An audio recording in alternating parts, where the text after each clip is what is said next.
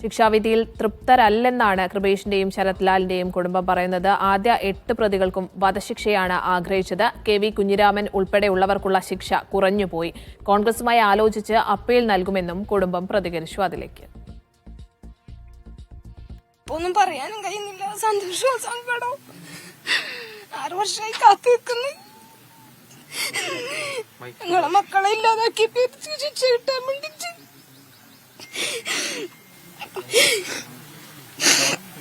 തൃപ്തരാണോ വെച്ചാല് അതെ.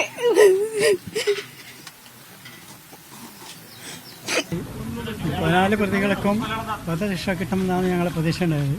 അപ്പോൾ വധശിക്ഷ കോടതി വെച്ചില്ല. അതുകൊണ്ട് ജീവബന്ധനം വന്ന് ഇരട്ട ജീവബന്ധനം കിട്ടിയെങ്കിൽ പിന്നെയും നമുക്കൊരു ഗുണമുണ്ടായിരുന്നു.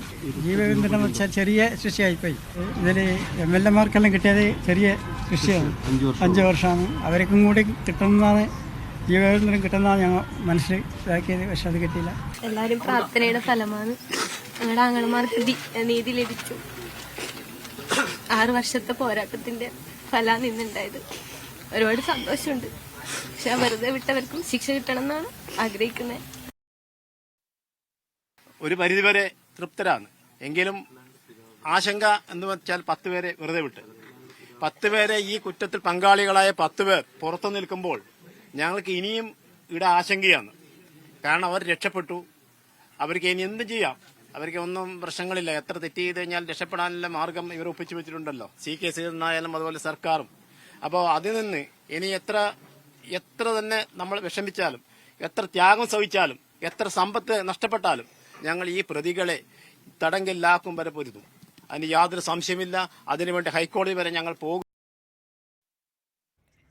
ഷഫീഖ് നസറുള്ള കാസർഗോഡ് നിന്ന് വിവരങ്ങൾ പങ്കുവയ്ക്കാൻ ചേരുന്നുണ്ട്. ഷഫീഖ്, കേസുമായി ബന്ധപ്പെട്ട് ഇനിയിപ്പോൾ തുടർ നീക്കങ്ങൾ എന്തായിരിക്കും എന്നാണ് അറിയേണ്ടത്. കാരണം ഈ നേരത്തെ 10 പ്രതികളെ കുറ്റക്കാരല്ലെന്ന് കണ്ടെത്തി വെറുതെ വിട്ടിട്ടുണ്ട്. ഇതിപ്പോൾ കുടുംബമടക്കം പ്രതീക്ഷിച്ചത് വധശിക്ഷ എന്ന ഏറ്റവും പരമാവധി ശിക്ഷയായിരുന്നു. അതേസമയം അപൂർവങ്ങളിൽ അപൂർവമല്ല എന്ന് കോടതി, അത്തരത്തിലൊരു നിരീക്ഷണമായിരിക്കാം ഒരുപക്ഷെ കോടതിയിൽ നിന്നുണ്ടായിരിക്കുക. അത്തരത്തിൽ ഇരട്ട ജീവപര്യന്തം വരുന്നു. ഇനി തുടർന്ന് അപ്പീൽ അടക്കമുള്ള കാര്യങ്ങൾ, അത്തരത്തിലുള്ള തീരുമാനങ്ങളിലേക്കൊക്കെ എത്തേണ്ടത് കുടുംബത്തിന്റെ, അവിടുത്തെ പാർട്ടി പ്രവർത്തകരുടെയൊക്കെ പ്രതികരണങ്ങൾ സമഗ്രമായി എങ്ങനെയാണ്?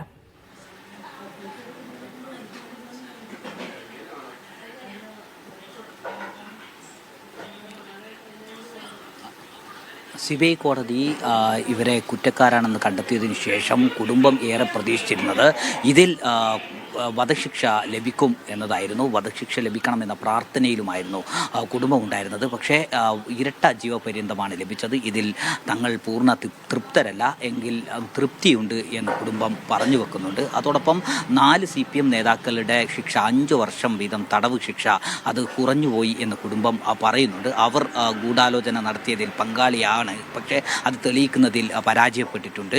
ഈ CPM-ന്റെ 4 മുതിർന്ന നേതാക്കൾ, CPM ജില്ലാ സെക്രട്ടേറിയറ്റ് അംഗം KV കുഞ്ഞിരാമൻ ഉൾപ്പെടെയുള്ള ആളുകൾക്ക് കൂടുതൽ കടുത്ത ശിക്ഷ ലഭിക്കണം, അതിനാവശ്യമായ നടപടി സ്വീകരിക്കും എന്നാണ് കുടുംബം അറിയിച്ചിട്ടുള്ളത്. അതോടൊപ്പം തന്നെ 10 പേരെ ഇതിൽ വെറുതെ വിട്ടിരുന്നു. ഈ 10 പേർക്കെതിരെയും അപ്പീൽ പോകും എന്ന് കുടുംബം അറിയിക്കുന്നുണ്ട്. ഈ രൂപത്തിൽ ഗൂഢാലോചന നടന്നിട്ടുണ്ട് എന്നത് സംബന്ധിച്ച് അന്വേഷിക്കാൻ പ്രത്യേകമായ ഒരു അന്വേഷണം, പുനരന്വേഷണത്തിൻ്റെ ഒരു ആവശ്യം കൂടി കുടുംബം മുന്നോട്ട് വെക്കുന്നുണ്ട്.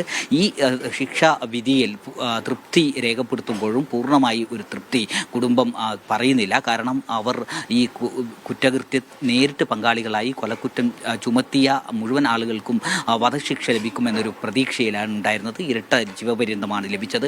ആ ജീവപര്യന്തത്തിൽ പൂർണ്ണ തൃപ്തിയില്ല എന്ന് കുടുംബം സൂചിപ്പിക്കുന്നുണ്ട്. അതോടൊപ്പം തന്നെ CPM-ന്റെ മുതിർന്ന നേതാക്കൾ ഉൾപ്പെടെയുള്ള ആളുകൾക്ക് ലഭ്യമായത് 5 വർഷത്തെ തടവ് ശിക്ഷയാണ്. അവർ ഗൂഢാലോചനയിലടക്കം പങ്കാളികളായിട്ടുണ്ട് എന്ന് സൂചിപ്പിക്കുന്നുണ്ട്. അത്തരം ഗൂഢാലോചനയിൽ പങ്കെടുത്ത ആളുകൾക്ക് കൂടുതൽ കടുത്ത ശിക്ഷ ലഭിക്കണം, അതിനാവശ്യമായ നടപടികൾ ഉണ്ടാവും എന്ന് കുടുംബം പറയുന്നു. 6 വർഷം നീണ്ട നിയമ പോരാട്ടങ്ങൾക്കൊടുവിലാണ് ഇപ്പോൾ ശിക്ഷാവിധി ഉണ്ടായത്. ഈ നിയമ പോരാട്ടം കുടുംബവും അതുപോലെ കോൺഗ്രസ് പാർട്ടിയും നടത്തിയ ഈ നിയമ പോരാട്ടം ഇനിയും തുടരും എന്ന് തന്നെയാണ് അവർ സൂചിപ്പിക്കുന്നത്. മേൽക്കോടതിയെ ഇതിൽ നിന്ന് രക്ഷപ്പെടാൻ, പ്രതികളെ ശിക്ഷയിൽ നിന്ന് രക്ഷപ്പെടുത്താൻ വേണ്ടി സർക്കാരും അതോടൊപ്പം തന്നെ പാർട്ടിയും നിരന്തരമായി ഇടപെട്ടു.